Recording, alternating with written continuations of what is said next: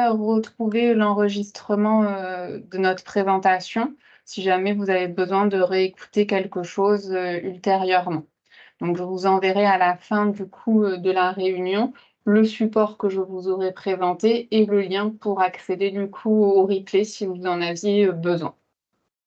Est-ce que c'est bon pour vous? On peut commencer? Oui. Super.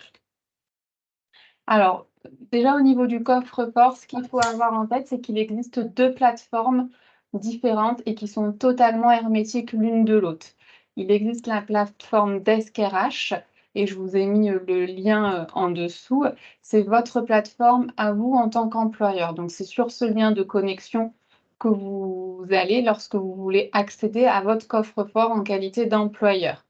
Le salarié, lui, quand il va vouloir se connecter, il ne va pas utiliser une adresse qui s'appelle DeskRH, mais il va utiliser une adresse qui s'appelle iDoc et du coup qui n'a pas du coup tout le même libellé que la vôtre. Et ça, j'insiste dessus, les 2 plateformes sont totalement hermétiques, puisqu'on a certains salariés qui peuvent être des fois inquiets. Puisque je vous montrerai, on explique aux salariés que s'ils veulent, ils peuvent stocker sur leur coffre-fort d'autres choses que leur bulletin de paye, sans surcoût, pour eux. Il faut savoir que vous n'avez pas du tout accès au coffre-fort personnel de vos salariés, donc vous ne pouvez pas savoir ce qui est stocké dedans et notamment, c'est la raison pour laquelle vous avez 2 liens de connexion qui sont totalement, différents. Donc, quand nous, on vous parle de DeskRH, si vous avez un salarié qui vous dit: «Moi, je reçois un lien de connexion qui s'appelle iDoc», c'est totalement normal, vous parlez bien de la même chose. C'est juste que, du coup, vous avez le lien de connexion qui est employeur et qui s'appelle DeskRH et le salarié, lui, il a le lien de connexion salarié qui s'appelle iDoc. Mais vous parlez bien de la même chose, vous inquiétez pas. Donc vous, votre espace DeskRH, il vous permet en premier lieu d'accéder au bulletin de paye de vos salariés que nous, on va mettre à disposition dessus.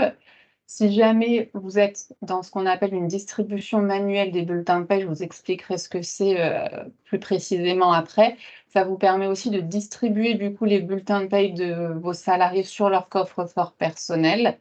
Et ça vous permet aussi de voir quels sont les salariés qui ont validé leur coffre-fort et qui ont été jusqu'à la fin de la procédure. Parce que vous pouvez avoir des salariés qui ne s'opposent pas à la mise en place du coffre-fort. Donc c'est parfait, on lance les bulletins de paie sur leur coffre-fort, mais s'ils n'ont pas activé leur espace avec une première connexion, du coup concrètement, ils n'ont pas accès à leur bulletin de paie puisque vous n'allez plus leur remettre papier. Mais comme ils n'ont pas validé leur espace, au final, ils n'ont pas accès à leur bulletin de paye. Donc ça, c'est les fonctionnalités de base de votre espace DeskRH. Pour les clients qui souhaiteraient mettre en place de la dématérialisation totale de leur processus RH, cet espace peut vous permettre aussi de faire signer tous les contrats de travail ou les notes de service que vous auriez envie de mettre en place de façon dématérialisée, du coup, à vos salariés. Alors, au niveau de la mise en place du coffre-fort, comment ça se passe? La première étape, c'est que votre gestionnaire de paye crée votre espace à vous en tant qu'employeur DeskRH. Il vous remet aussi une note d'information. Cette note d'information, elle est à remettre à vos salariés. Ça leur explique la mise en place du coffre-fort. Ça leur donne également, le cas échéant, le lien s'ils veulent s'inscrire à une petite web présentation pour qu'on leur explique comment fonctionne leur coffre-fort. Et ça leur donne aussi, en annexe de la note de service, quelques impressions écran pour leur expliquer comment ils activent lors de leur première connexion leur espace, sur le coffre-fort et également, quelques autres fonctionnalités, notamment de mémoire, on a mis la modification de l'adresse email, si le salarié avait besoin de modifier son adresse email qui est rattachée à son coffre-fort. Cette note de service, elle est couplée avec une liste d'émargement. Ça vous permet, dans les entreprises qui n'ont pas de mail professionnel pour tous leurs salariés, de récupérer une adresse mail valide des salariés. Puisque vous avez 2 possibilités lorsque vous créez les espaces, de vos lorsqu'on crée les espaces des salariés sur iDoc. Soit vous êtes dans une entreprise où tous vos salariés ont des emails professionnels et dans ces cas-là, vous n'avez pas forcément besoin de récupérer les mails personnels de tous les salariés. On envoie le lien d'activation du coffre-fort sur les mails professionnels des salariés. Après, à eux, quand ils valident leur espace, de venir dire qu'ils veulent rattacher leur coffre-fort à leur mail personnel. Ce qui paraît logique, hein, parce que l'email professionnel, le jour où ils quittent votre entreprise, ils n'ont plus accès à cette boîte mail-là. Alors que leur mail personnel, il a vocation à subsister même lorsqu'ils vont quitter votre entreprise. Donc la logique, c'est qu'ils rattachent leur compte à un mail personnel. Mais ce n'est pas parce qu'on va envoyer l'email de connexion, enfin de première connexion sur une boîte professionnelle que du coup, forcément, le compte est attaché à ce mail professionnel. C'est le salarié, quand il valide son espace, qui dit quel mail il souhaite utiliser. Donc soit du coup, vous avez des mails professionnels pour tous les salariés et du coup, vous vous embêtez pas, vous envoyez les demandes de première activation sur ces mails professionnels et le salarié après fera le rattachement à son mail personnel s'il le souhaite. Soit vous n'avez pas du tout de mail professionnel ou que pour une partie de vos salariés et du coup, vous avez l'obligation à un moment donné d'aller récupérer une adresse mail de vos salariés pour pouvoir leur envoyer un premier mail de demande de connexion. Donc cette note de service, du coup, elle est importante, il faut la remettre à vos salariés et il faut, la faire émarger à tous vos salariés. Il faut savoir que quand on informe les salariés de la mise en place du coffre-fort, il faut qu'on respecte un délai de prévenance d'1 mois avant l'envoi des premiers bulletins de paie sur le coffre-fort. Donc par exemple, une note de service qu'on remettrait là au mois de juillet, ça veut dire que les premiers bulletins de paie que je vais mettre sur le coffre-fort, ça ne sera pas des bulletins de paie qui seront faits avant fin août. C'est-à-dire que mes payes de fin août, je pourrais les mettre. Par contre, mes payes que je fais fin juillet, c'est pas possible de les mettre dessus. Une fois que du coup, vous avez récupéré les adresses mail personnelles de vos salariés ou que vous avez transmis des mails professionnels, si vous aviez des mails professionnels pour tous vos salariés, votre gestionnaire de paye, lui, du coup, va créer les espaces personnels de chacun de vos salariés. C'est lui qui le fait. Ils vont du coup recevoir un email sur leur boîte mail qu'on aura renseigné, qui va leur demander de valider leur compte. C'est uniquement quand ils auront validé leur compte que du coup, ils pourront avoir accès véritablement à leur espace IDOC et du coup à leur bulletin de paye. Donc ça, on est sur toute la partie préparation, c'est-à-dire qu'on crée vos espaces à vous et les espaces des salariés. Après, quand on est à la fin du mois et qu'il faut faire les bulletins de paye, ça ne change pas. Vous transmettez vos informations de paye à votre gestionnaire de paye, il fait les bulletins de paye. Une fois qu'il a fait les bulletins de paye, vous vérifiez avec lui que vous êtes d'accord sur tous les bulletins de paye. Une fois que vous lui avez dit que vous êtes d'accord sur les bulletins de paye, il envoie les bulletins de paye sur votre coffre-fort à vous et sur celui de vos salariés. Donc, quand il fait les 2 en même temps, c'est ce qu'on appelle, nous, la distribution automatique des bulletins de paye. C'est-à-dire qu'au préalable, vous avez déjà validé les bulletins de paye et d'une seule manipulation, on envoie les bulletins de paye sur le coffre-fort du salarié et sur le coffre-fort de l'employeur pour que vous les ayez en archive. Si on est en distribution manuelle, ce que je vous évoquais sur la slide d'avant, ça signifie qu'en fait, le gestionnaire de paye, il envoie les bulletins de paye sur votre coffre-fort à vous en tant qu'employeur, qui vous oblige, vous, à vous connecter sur l'application, à venir soit revérifier une dernière fois les bulletins de paye, mais si vous ne les revérifiez pas, il faut au moins cliquer sur le bouton «Valider le publipostage des bulletins de paye». Ça signifie que vous êtes obligé de vous connecter sur l'application pour que les bulletins de paye partent sur le coffre-fort de votre salarié. Nous, par défaut, normalement, on met tous les clients en publipostage automatique, c'est-à-dire que on met les bulletins de paie sur votre coffre-fort à vous et les salariés en même temps et vous n'avez pas l'obligation de vous connecter sur Desk RH pour valider le transfert des bulletins de paie sur les coffres-forts des salariés. Ce qui signifie qu'au préalable, vous ayez quand même regardé les bulletins de paie et que vous soyez d'accord avec ce qui a été fait. Est-ce que c'est bon pour vous? Oui. Oui. Donc là, vous avez un exemple d'un dossier test qui s'appelle Vivre au soleil. C'est la page de présentation quand vous allez vous connecter sur Desk RH. Il y a 2 choses qui sont essentiellement importantes. C'est le volet sur la gauche, je ne sais pas si vous le voyez, c'est celui où il y a marqué Desk RH, documents salariés public postage. c'est une petite colonne blanche. Et également sur le côté à droite, on voit qu'il est noté connecté à Vivre au Soleil. J'ai une petite cloche et j'ai un petit bonhomme. Ça, c'est l'espace par défaut quand vous vous connectez à Desk RH. C'est-à-dire c'est l'espace sans option.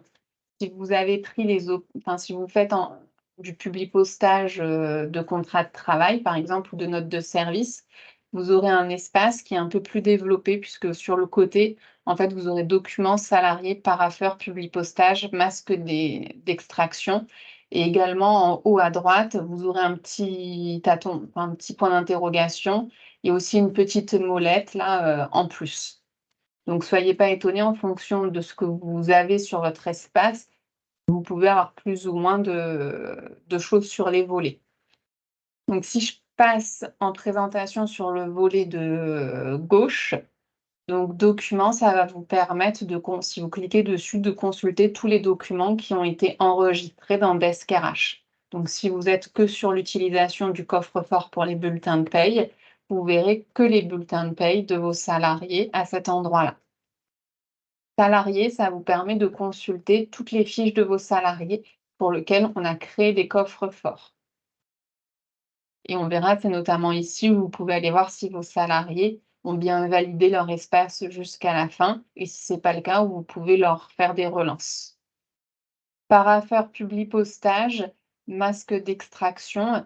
Là, on est sur des options qui vont vous être utiles que si vous faites de la signature électronique de contrat de travail ou de documents RH. Donc ça, je ne vais pas le développer parce que ce n'était pas l'objet de notre réunion actuellement. En haut à droite, du coup, je vous disais qu'il y avait un autre petit menu où il y avait marqué Connecter à. Ça, on y reviendra, c'est une fonctionnalité qui est importante parce que tout à l'heure, il y avait marqué Connecter à Vivre au Soleil. Si vous avez plusieurs entreprises, on ne va pas vous créer un espace pour chaque entreprise avec, par exemple, si vous avez 3 entreprises, 3 mots de passe différents. Sur le même espace, vous aurez accès aux 3 sociétés différentes. Et c'est notamment à cet endroit-là où vous venez cliquer pour dire que vous voulez changer d'organisation et vous connecter sur l'autre société que vous avez. Le petit point d'interrogation, du coup, que vous avez que sur l'espace un peu plus développé, ça vous permet d'accéder à une aide en ligne. La petite cloche, c'est toutes les notifications. Donc, ce qu'on appelle notification, c'est par exemple quand nous, on envoie les bulletins de paie sur votre coffre-fort, vous recevez automatiquement un petit mail pour venir dire qu'il y a X bulletins de paie qui ont été rajoutés sur votre coffre-fort. Et ben, à cet endroit-là, vous retrouvez l'historique des notifications que vous avez reçues par mail. C'est le même principe pour le salarié, c'est-à-dire que quand on dépose un bulletin de paie sur son coffre-fort, il a un mail sur le mail qu'il a renseigné dans son coffre-fort pour venir dire qu'il y a un nouveau document et qu'il peut se connecter pour aller le visualiser. Il n'est pas obligé de se connecter tous les jours pour savoir si le bulletin de paie a été ajouté ou pas. Il a une notification automatique. Les petites molettes que vous avez que sur l'espace un peu plus développé, ça c'est pour créer différents utilisateurs. C'est-à-dire que demain, on a créé un espace Desk RH, par exemple, au représentant légal de la société. Le représentant légal, en fait, il se dit, bah, moi, ma secrétaire, par exemple, elle aurait besoin d'y avoir accès. Ça lui permet de créer ce sous-utilisateur en totale autonomie. Donc, la création d'utilisateurs, elle est disponible que sur l'espace un peu plus développé. Par contre, si jamais vous êtes dans la situation où vous avez besoin d'avoir 2 voire 3 accès administrateurs au coffre-fort employeur, il n'y a pas de souci, on peut le faire, mais c'est juste que vous n'avez pas la main, c'est à nous de le faire.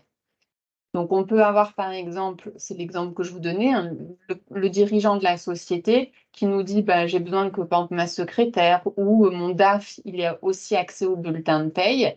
Et ben, il n'y a pas de souci, en fait, il faut juste nous le dire et on vous crée autant d'accès que nécessaire. Il faut mieux créer 2, 3, voire 4 accès si vous avez besoin de 4 accès en fonction de la grosseur de votre organisation différents pour que vraiment ces utilisateurs, ces accès soient nominatifs, ce qui vous permet que le jour où, par exemple, votre secrétaire part, ben, il n'y a pas de souci, on déconnecte son espace. Ça vous évite, vous, en tant qu'employeur, à modifier votre mot de passe. C'est que le mot de passe, du coup, il soit un peu partagé. ce qui, du coup, serait un peu contraire aux règles de sécurité quand même. Il faut juste nous dire vos réels besoins et du coup, on créera autant d'espace que nécessaire.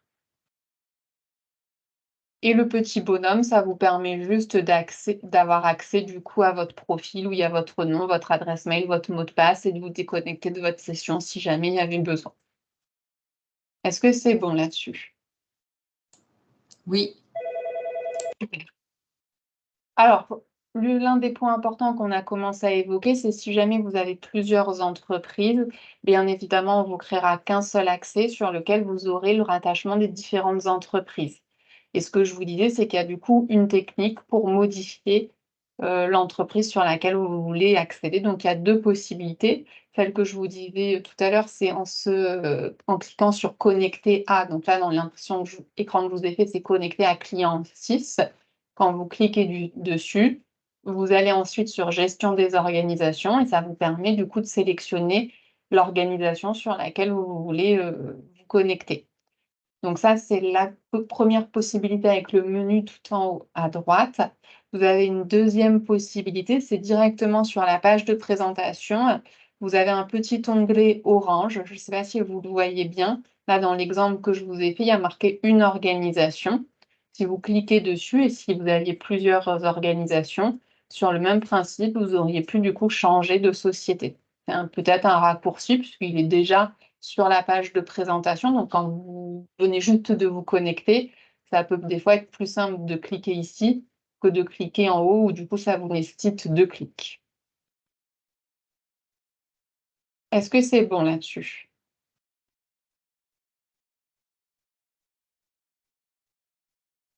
Je vais supposer que oui.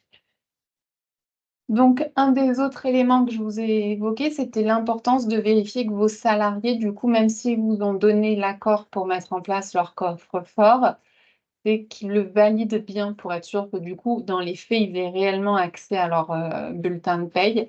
Donc, quand vous allez vouloir faire cette vérification, vous allez voir 3 types de statuts dans la colonne sur le statut des comptes de vos salariés. Vous en avez un qui s'appelle IDOC perso non créé. Ça, c'est le cas du salarié qui a refusé la mise en place du coffre-fort. Donc, en fait, on ne lui a jamais envoyé du coup de lien de demande d'activation. IDOC perso non finalisé, c'est celui sur lequel il faut faire attention. Ça signifie que le salarié, dans les faits, il vous a dit oui, j'accepte la mise en place du coffre-fort, ou il vous a pas répondu tout simplement. Donc nous, on a envoyé un mail d'activation, c'est votre gestionnaire de paye qui l'a fait, sauf que votre salarié, en fait, n'a jamais fait l'effort de finaliser la création de son espace. Ça veut dire que vous lui remettez plus son bulletin de paye papier, mais dans les faits, bah, il n'y a pas accès puisque du coup, il n'a pas, finalisé la création de son espace. Donc c'est ces salariés-là sur lesquels il va falloir faire attention pour venir leur dire de bien le finaliser pour que dans les faits, ils aient bien accès à leur bulletin de paye. Et IDOC perso finalisé, bah, du coup là, il n'y a pas de souci, c'est-à-dire que le salarié a bien reçu son lien d'activation, il a bien activé son espace, donc il a bien accès à ses, bulletins de paye. Dans votre espace, je vais vous montrer que vous avez la possibilité, hein, pour ceux qui sont en IDOC perso non finalisé, de régénérer tout seul, soit un courrier qui permet de relancer vos salariés qui auraient potentiellement pas créé leur espace IDOC, pour que ça vous facilite un petit peu la vie. Donc là, on a cliqué sur le petit onglet sur la gauche qui s'appelle salariés. Vous voyez votre liste de salariés avec les emails sur lesquels on a fait les demandes de rattachement au compte IDOC. Et vous voyez, je vous ai mis une petite flèche rouge, statut du coffre-fort, où là, du coup, on voit les statuts. Donc, coffre-fort non finalisé, c'est le fameux salarié où, du coup, j'ai un problème parce qu'il ne s'est pas opposé à la mise en place du coffre-fort, mais il n'a pas validé son espace. Donc, dans les faits, il n'a pas accès à son bulletin de paye. Et on voit que du coup, sur les autres salariés, j'ai pas de souci puisque les coffres-forts sont bien finalisés.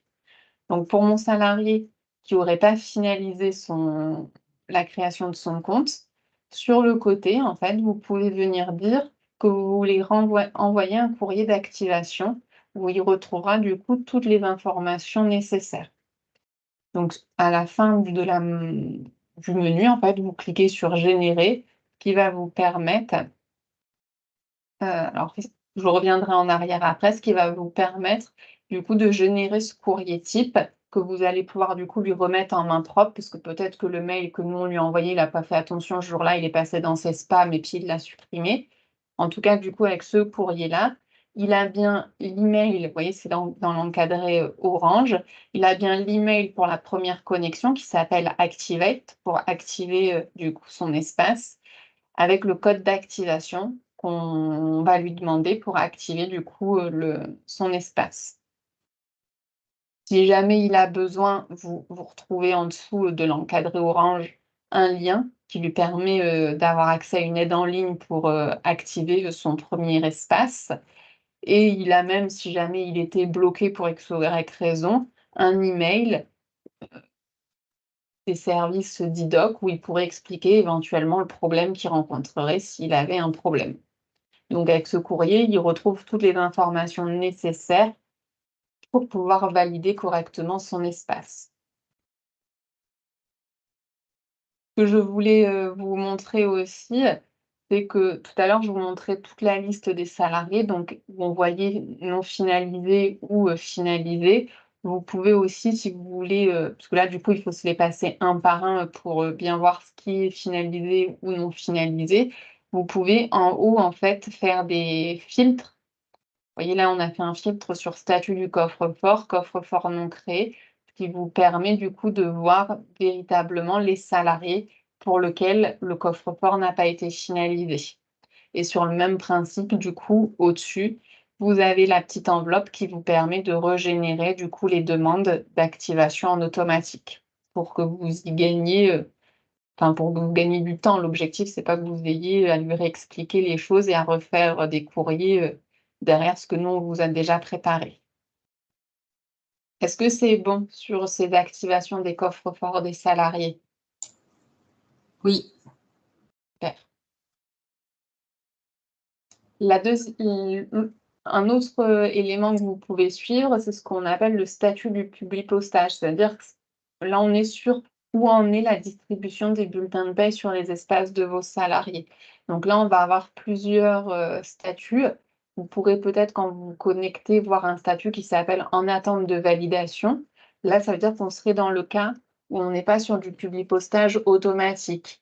On est dans le cas où le gestionnaire de paye envoie les bulletins de paye que sur votre coffre-fort, à charge pour vous de vous connecter et de cliquer sur le bouton que vous voulez bien distribuer les bulletins de paye sur le coffre-fort des salariés. Si vous êtes en publipostage automatique, c'est-à-dire que notre gestionnaire de paye il fait les deux manipulations en même temps, vous ne pourrez jamais du coup avoir ce statut-là. En erreur, là, ça signifie clairement que, bah, il y a eu un problème informatique quand on a cliqué, sur les demandes de publipostage. Pour X ou Y raison, il y a eu une difficulté, ça n'a pas pu être fait. Ce qui nous oblige, nous, à relancer le dépôt, mais ce qui peut expliquer que, du coup, le gestionnaire de paye vous dise: «Bah, si, moi j'ai bien fait, l'envoi», et que vos salariés vous disent: «Bah, non, moi j'ai jamais reçu le mail comme quoi ça a été, déposé». Et dans tous les cas, même quand je me connecte, je vois pas le bulletin de paye. Bah, c'est normal, s'il y a marqué en erreur, ça veut dire qu'il y a eu un problème à un moment donné. Il faut savoir que le gestionnaire de paye, on a fait un paramétrage dans notre logiciel de paye qui lui permet de voir également si les publipostages ont bien été, faits. Donc il va avoir une petite case qui change de couleur si jamais il y a un problème. C'est-à-dire que sa case deviendrait rouge s'il est en erreur. Donc normalement, si vous dites au gestionnaire de paye: «Il y a un problème, mes salariés ne reçoivent pas leur bulletin de paye», le gestionnaire de paye, il est pas censé vous dire: «Ah bah si, si, moi je les ai bien, envoyés». Il est censé se connecter sur votre dossier et vérifier que sa bulle, elle est bien verte. Verte, ça signifie que tout s'est bien passé et que tout a été jusqu'au bout et que les salariés ont bien reçu leur bulletin de paye. S'il y avait eu une erreur, sa bulle, elle ne serait pas passée verte, elle serait passée, rouge. Donc normalement, vous ne devez pas avoir de difficulté de communication avec votre gestionnaire de paie puisqu'il est en capacité de suivre les dépôts aussi bien que vous. En cours de distribution, ça signifie en fait que le gestionnaire de paye a lancé l'envoi des bulletins de paye sur les coffres-forts des salariés. mais en fonction du nombre de bulletins de paye que vous avez à distribuer, on peut avoir quelques latences. C'est pas parce que lui, il a cliqué sur le bouton à 10h01 qu'à 10h02, c'est déjà sur les coffres-forts de vos salariés. On peut avoir peut-être 10 minutes ou un quart d'heure de latence. Donc dans ces cas-là, vous voyez la mention en cours de distribution, ça veut dire que du coup, il a bien lancé la distribution et que là, par contre, on ne peut rien faire à notre niveau puisque c'est juste en cours de distribution sur tous les espaces, puisque du coup, c'est des liens, comme je vous l'ai montré au tout début, qui sont différents. Donc, il faut que les machines et leurs serveurs informatiques se synchronisent, ce qui peut prendre quelques minutes quand même. Finalisé, ça signifie que concrètement, ça vous confirme que tous les bulletins de paye ont bien été déposés sur les coffres-forts de vos salariés. Refusé, là, ça serait dans le cas où on est sur du publipostage manuel, où je vous disais, du coup, là, ça vous oblige, vous, à vous connecter et à venir dire que vous acceptez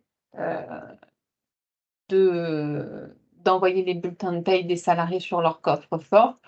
Soit vous cliquez sur le bouton «J'envoie», soit vous cliquez sur le bouton «Je refuse». Ce serait le cas où vous n'êtes pas d'accord avec un bulletin de paye, par exemple, vous avez oublié qu'à un salarié donné, vous vouliez donner une prime. Donc, du coup, vous refusez le publipostage du bulletin de paye, puisque du coup, vous voulez que la prime apparaisse sur le bulletin de paye. Donc, ce statut, potentiellement, vous pouvez ne jamais le voir si vous êtes en publipostage automatique. Est-ce que c'est bon pour vous? Vous avez des questions sur ces espaces employeurs et sur ces fonctionnalités ou ça va à peu près? Ça va. Ça va à peu près? Mhm. Est-ce que vous avez déjà reçu le mail de votre espace employeur ou pas encore? Oui. Oui? Vous avez pu du coup déjà vous connecter une première fois pour regarder ou pas encore? Oui. Et ça va? Enfin, vous aviez des questions sur son utilisation ou Euh, on est sorti? non, on a fait un essai avec le gestionnaire pour envoyer les bulletins. Bon, vous n'avez pas eu de problématiques ou de questions qui sont remontées? Non. OK. Alors, du coup, là, je vais passer à la deuxième partie où je vais vous présenter un petit peu l'espace du salarié pour que vous sachiez un petit peu à quoi ça correspond. Donc, sur l'espace de votre salarié qui s'appelle IDOC, on va avoir plusieurs fonctionnalités. La première, et qui est la plus importante, c'est qu'il va pouvoir récupérer tous ces bulletins de paye qu'on va mettre dessus. Alors, il faut faire attention, il va récupérer ces bulletins de paye qu'à partir du moment où on passe sur le coffre-fort. C'est-à-dire que, par exemple, si on a dit que c'était les payes du mois d'août qu'on mettait sur le coffre-fort pour la première fois, il n'aura ces bulletins de paye quand il va se connecter qu'à partir du mois d'août. Il n'a pas l'antériorité. Par contre, s'il n'a pas d'antériorité qui est automatique, c'est-à-dire qui est générée par nous, il a la possibilité, s'il le souhaite, de scanner tous ses anciens bulletins de paye, alors aussi bien de votre entreprise que des entreprises antérieures, ça ne pose pas de souci. Il peut scanner tous ces bulletins de paye et les enregistrer dans son coffre-fort pour avoir une sauvegarde de ces bulletins de paye s'il le souhaite.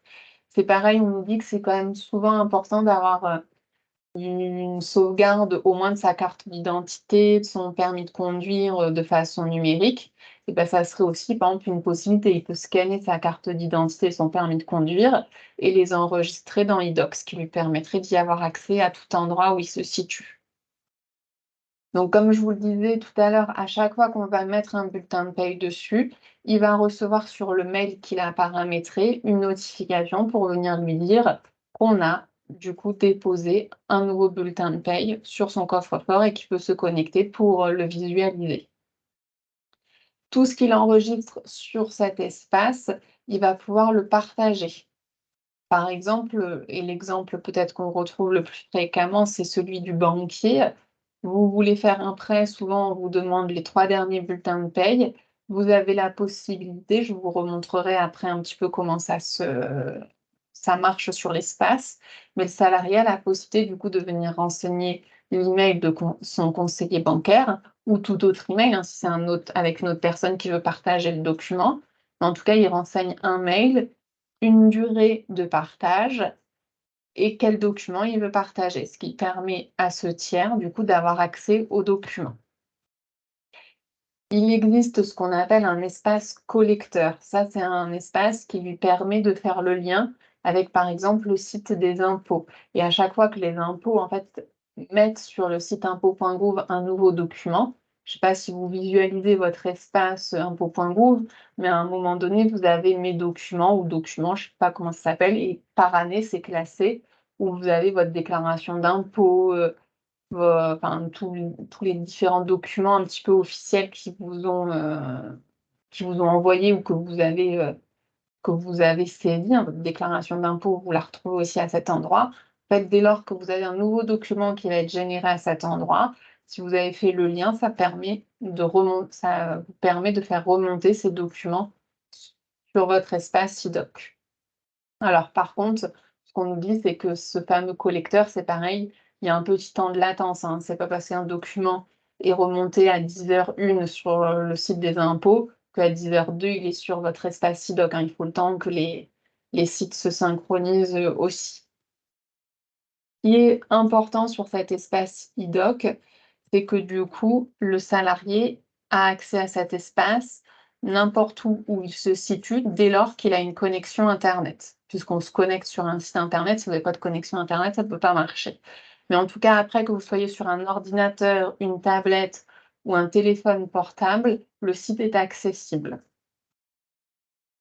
Et l'espace, votre salarié, il va le garder jusqu'à sa retraite. C'est pas parce que demain, il quitte l'entreprise qu'il n'y a plus accès. C'est pour ça que je vous disais que la logique, c'est que le salarié quand même mette un email personnel en rattachement, parce que son email professionnel, à terme, il ne pourra plus y avoir accès.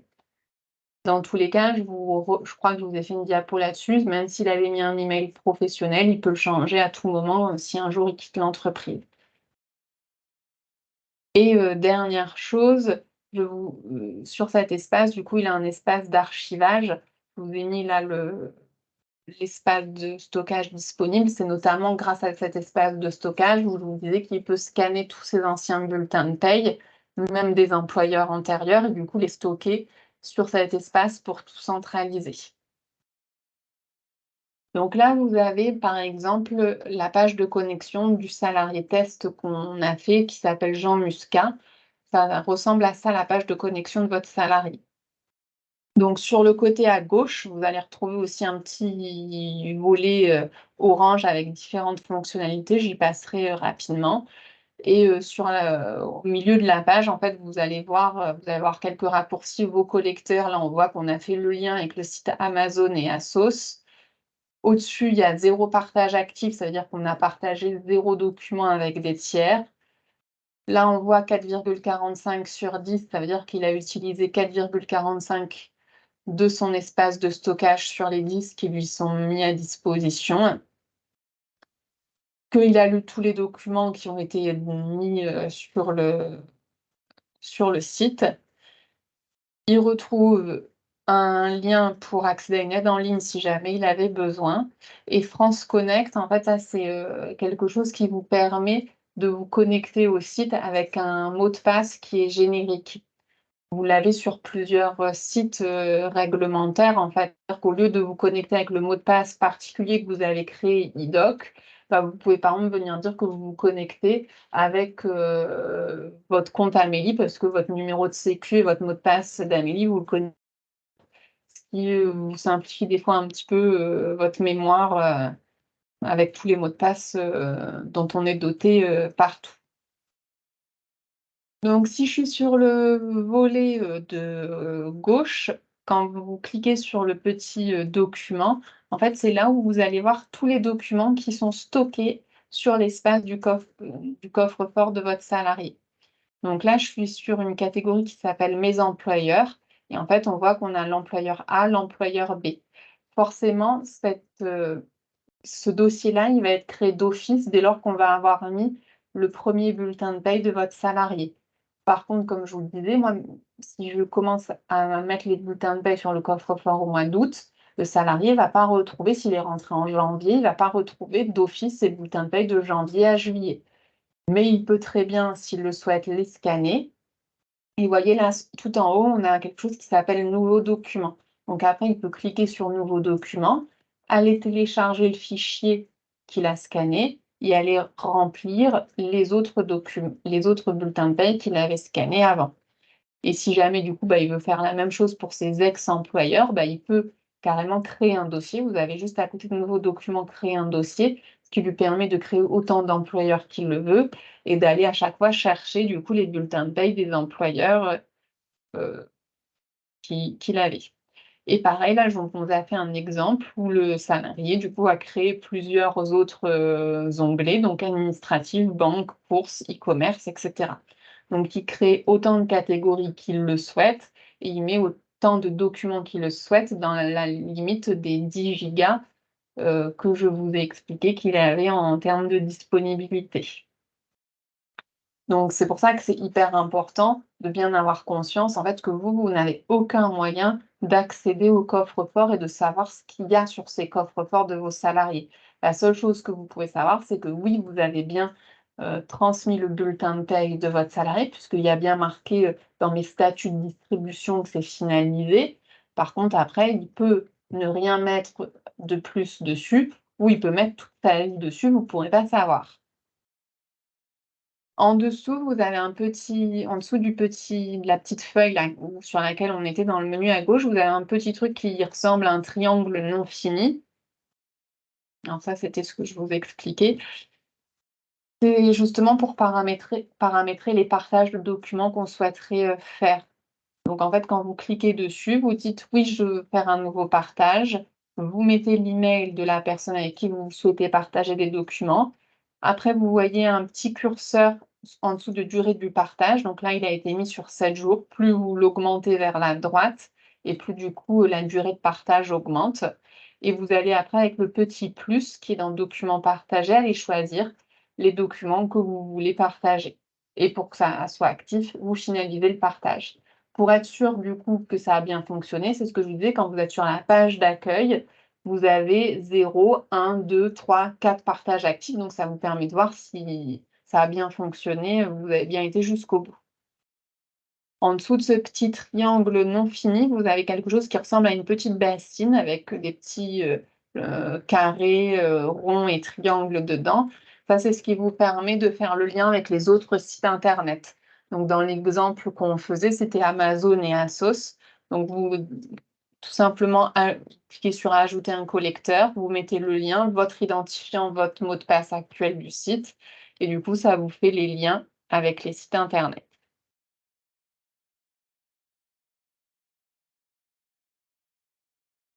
Donc quand je poursuis sur le petit menu à gauche, vous avez un petit point d'interrogation. Donc ça, c'est pour accéder à une aide en ligne, si jamais le salarié avait besoin. En dessous de l'aide en ligne, vous avez un petit bonhomme. Quand vous cliquez sur le petit bonhomme, vous allez avoir un sous-menu qui s'ouvre où on voit paramètres, services, accords de dématérialisation. Quand vous allez sur services, là, vous allez pouvoir retrouver les sites internet, vos logins et vos mots de passe. Ça peut vous permettre, pour ceux qui ont un petit carnet, par exemple, avec tous leurs mots de passe, d'enregistrer dessus, au lieu de les mettre sur ce petit carnet, de les enregistrer là de façon dématérialisée, ce qui vous permet du coup d'y avoir accès à tout moment, où que vous soyez.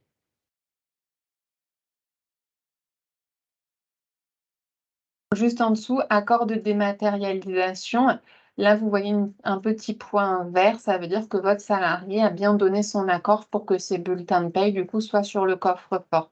Si demain, il veut changer, du coup, sa volonté, il peut très bien, du jour au lendemain, dire bah, je ne veux plus pour X ou Y raison. En fait, en allant ici, il va pouvoir cliquer pour dire que désormais, il refuse la dématérialisation de ses bulletins de paye et du coup, la petite pastille passera verte, ça signifie qu'on ne pourra plus lui mettre ses bulletins de paye sur son coffre-fort. Alors, j'ai peut-être pas insisté dessus, mais c'est important d'avoir en tête que si votre salarié a accepté la dématérialisation de ses bulletins de paye, vous n'avez plus à imprimer le bulletin de paye et à lui remettre. Il a plus son bulletin de paye de façon papier. Si demain, du coup, il refuse la dématérialisation, il revient sur son accord, Ça signifie que du coup, nous, on lui enverra plus son bulletin de paye sur son coffre-fort, ce qui vous oblige, à partir de votre coffre-fort employeur, à aller imprimer le bulletin de paye de ce salarié, de le mettre sous enveloppe et de lui remettre. Et au-dessus de services et accords de dématérialisation, vous avez quelque chose qui s'appelle paramètres. Ah oui, alors juste, j'avais une petite diapo, j'ai oublié de vous en parler. Quand vous voulez changer votre accord sur la dématérialisation, on va vous demander un code de signature. Ça, c'est pas votre code d'identification quand vous vous connectez sur l'application. Je ne sais pas si vous avez encore en tête le courrier que je vous ai montré sur l'activation du compte du salarié, mais du coup, il y avait un code d'activation sur ce courrier. Et c'est pareil, quand il reçoit le premier mail, il a ce fameux code d'activation. En fait, quand vous allez vouloir changer votre accord sur la dématérialisation, on vous demande de remettre ce code d'activation pour être sûr que vous êtes bien la personne qui est concernée par le coffre-fort. Alors, on peut supposer que peut-être le salarié n'a pas gardé ce mail, parce que s'il le fait 5-6 ans après, peut-être qu'il a un peu purgé sa boîte mail de ses anciens mails. Si jamais c'était le cas, c'est pas grave, puisque en dessous, vous avez code de signature oublié en orange. Si vous cliquez dessus, ça vous régénère du coup un nouveau code de signature qui est envoyé sur votre boîte mail. Donc il n'y a pas mort d'homme, c'est juste que du coup, faut régénérer un nouveau code. Donc ce que je voulais vous dire avant d'avoir oublié cet élément-là, c'était qu'au-dessus de services et accords de dématérialisation, vous avez un petit onglet qui s'appelle paramètres. Et là, vous allez pouvoir valider certaines informations et modifier certaines informations, notamment dans vos informations. C'est à cet endroit-là où vous pourrez changer votre mail si par exemple vous aviez rattacher votre compte à votre mail professionnel et puis, bah, vous quittez l'entreprise et vous savez que du coup, vous n'allez plus avoir y accès. Donc du coup, il n'y a pas de souci, vous allez sur vos informations et vous modifiez le mail auquel vous aviez rattaché votre espace IDOC. Ça peut être aussi le cas de vous changer d'adresse mail, hein. Vous avez peut-être une adresse mail Orange, vous changez d'opérateur téléphonique, maintenant vous allez avoir une adresse mail SFR, et ben, vous pouvez sans souci du coup venir modifier à cet endroit votre adresse mail. En dessous, vous pouvez changer votre mot de passe, il n'y a pas de souci. Et vous avez également en dessous s'identifier avec France Connect. Vous pouvez l'activer ou non. Si vous l'activez, ça vous permet, c'est qu'une option, hein, c'est pas parce que c'est activé que c'est obligatoire. Quand c'est activé, ça vous permet soit de vous connecter avec votre mot de passe spécifique IDOC, soit de vous connecter avec un autre site internet qui est référencé par France Connect. Est-ce que c'est bon sur l'espace du salarié? Vous aviez des questions là-dessus ou c'est à peu près clair? C'est à peu près clair. Alors, il y a un élément qui est important, c'est les documents de fin de contrat de vos salariés. Nous, sur les coffres-forts, à l'heure actuelle, on ne met que les bulletins de paye de vos salariés, ce qui signifie que le certificat de travail, le solde tout compte ou l'attestation Pôle emploi, vous êtes obligé de les imprimer, de continuer à lui remettre manuellement. Pourquoi? Parce que sur ces documents, il y a des signatures qui sont obligatoires et si on vous a ouvert un coffre-fort de base, ce qu'on fait là aujourd'hui pour tous nos clients, vous n'avez pas la signature électronique dedans.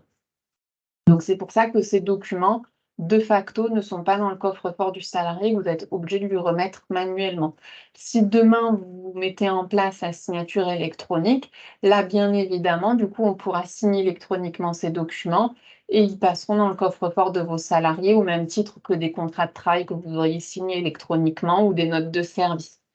Mais en tout cas, à l'heure actuelle, n'oubliez pas, comme vous n'avez pas de signature électronique, il faut imprimer ces documents de fin de contrat et leur remettre.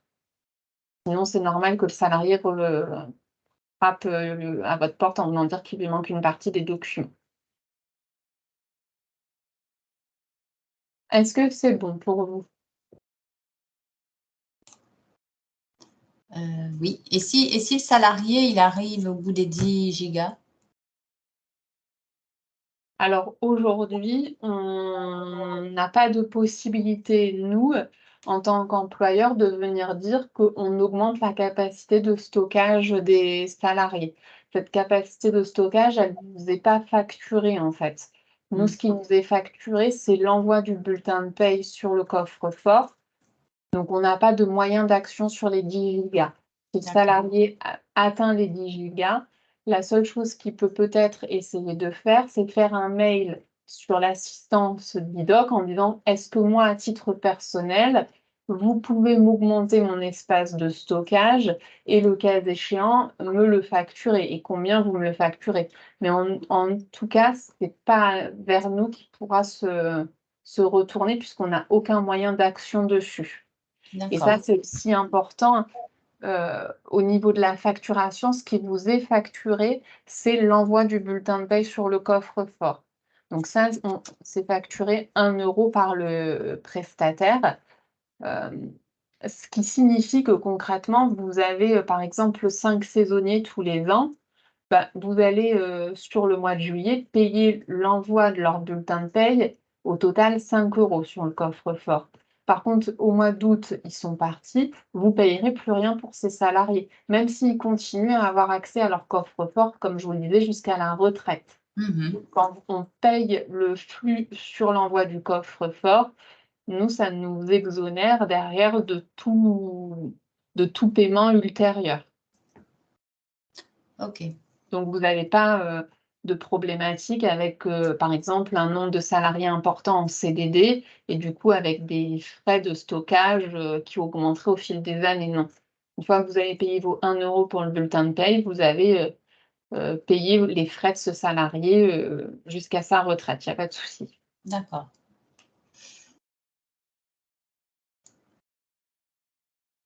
Si jamais il y avait des entreprises qui utilisaient déjà un autre coffre-fort, on a par exemple des entreprises qui utilisaient PeopleDoc.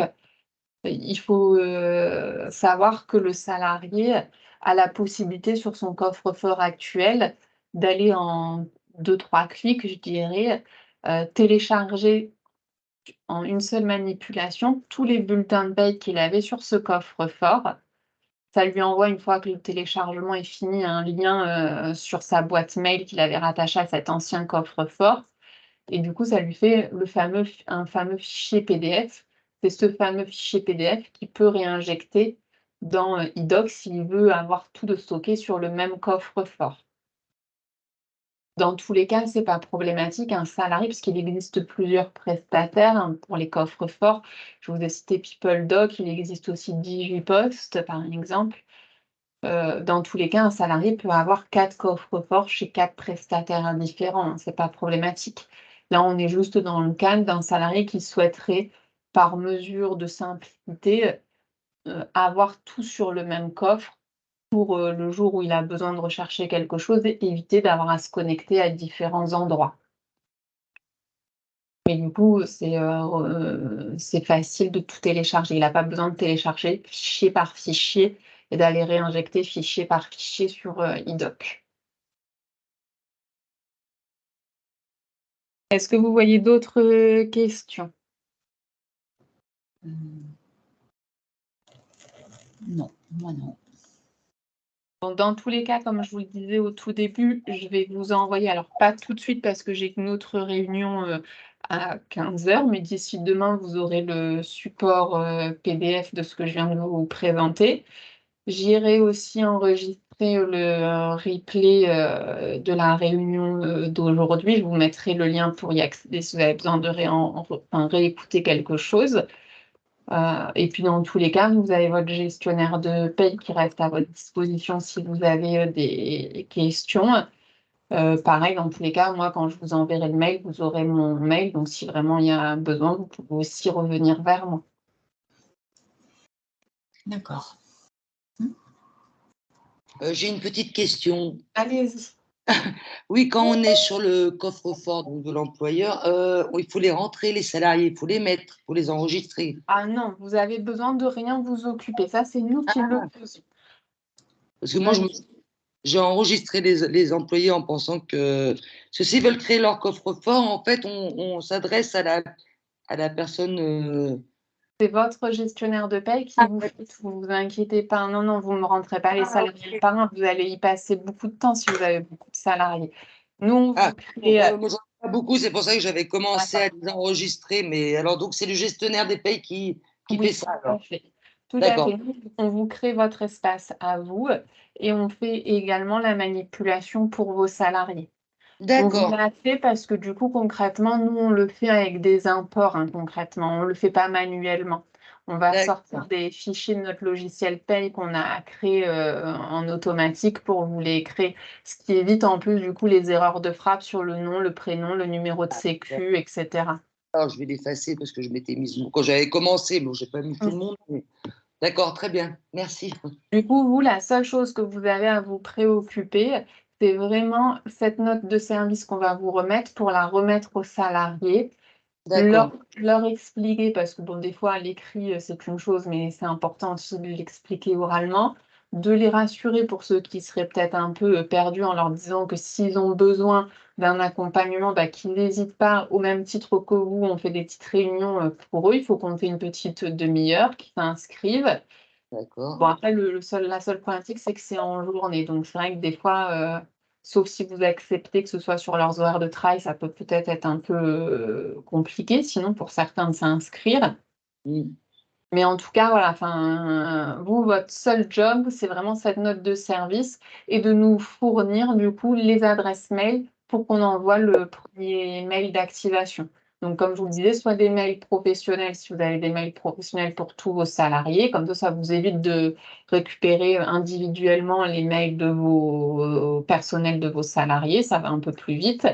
Soit, bah, si vous n'avez pas de mail pro pour tout le monde, bah, d'aller effectivement leur dire de vous donner leur mail personnel et de leur dire que c'est bien sur ce mail-là qu'ils recevront le premier mail d'activation et qu'ils fassent attention dès qu'ils voient quelque chose qui s'appelle IDOC coffre-fort, qu'ils ne le prennent pas pour un spam, que c'est un vrai mail, qu'il faut y répondre. Et s'ils veulent pas donc avoir ce coffre-fort, nous on a la possibilité d'imprimer les fiches de paye directement sur Sur votre application, tout à fait. l'application. D'accord. Ok. C'est ce que je vous disais. Du coup, par contre, pour les salariés qui refuseraient, vous avez quand même l'obligation, du coup, de continuer à imprimer, à mettre sous enveloppe et leur remettre leur bulletin de paye. D'accord, mais qui se fait directement par cette application. D'accord. Tout à fait. Après, un salarié, son accord ou son refus peuvent ne pas être définitifs, hein. C'est pour ça que, du coup, je vous montrais sur l'espace du salarié comment un salarié qui avait donné son accord pouvait venir vous notifier que, bah, du jour au lendemain, il décidait de ne plus le faire et vice versa. Vous pouvez avoir des salariés qui viennent vous dire: «Ah non, non, moi je ne veux pas», et puis en fin de compte, quand ils auront, vu qu'avec leurs collègues, bah, ils sont contents du truc, il y a pas parce que des fois on a un peu peur du changement, enfin. Oui, c'est sûr, ouais, parce que moi j'en ai plusieurs qui veulent pas déjà. Donc, Voilà. mais Mais bon. bon, quand ils voient que à côté, on vous dit: «Ah bah, c'est pratique», parce qu'aujourd'hui, il faut avoir conscience aussi que beaucoup de formalités administratives se font en ligne. Donc Ben dès oui, lors que vous faites vos formalités en ligne, bah, souvent on vous demande des bulletins de paye, donc bah, il faut vous embêter à prendre en photo. Des fois, les photos, c'est voilà. pas pris en compte, il faut du PDF, donc il faut qu'ils aient quelque chose pour scanner chez eux. Pas tout le monde a un scanner, chez soi. Enfin, Ouais, du coup, c'est ça a vrai. quand même cet avantage, c'est que là, c'est déjà du PDF, c'est déjà enregistré sur l'application. Mm. Ça facilite pas mal de démarches Ah oui, administratives oui, qui sont c'est sûr. aujourd'hui à 80% en ligne, du coup. Ouais. Donc, en fait, quand ils auront vu qu'en fin de compte, leurs copains qui y sont depuis 5-6 mois, en fait, ils n'ont pas de bug informatique, que ça marche bien, puisqu'ils disent que c'est même plutôt pratique, justement, quand ils sont confrontés à telle ou telle formalité, ils peuvent se dire: «Bon, allez, je vais faire l'effort de m'y mettre». Donc, vous pouvez aussi avoir des salariés qui, aujourd'hui, vous disent non, et dans 6 mois, vous vous dites: «Bah, activez-le parce que bon, c'est bon, maintenant, il est convaincu, il est rassuré». Donc, il n'y a rien de définitif, aussi bien sur l'acceptation que sur le refus. Ce qu'il faut, D'accord. c'est juste que le salarié communique ses envies et on fait les modifications en Ouais. fonction de ses D'accord, envies. d'accord, d'accord. Eh ben, merci. Est-ce qu'il y a d'autres questions? Non? Bah, du coup, je vais vous libérer. Je vais vous souhaiter une bonne après-midi. Eh Et ben, puis, je merci. m'occupe de vous faire le mail dès que j'ai un petit moment de libre aujourd'hui ou demain. D'accord. Merci. Parfait. Bon après-midi. Merci beaucoup. Bonne journée. Au revoir. Bonne journée. Au revoir.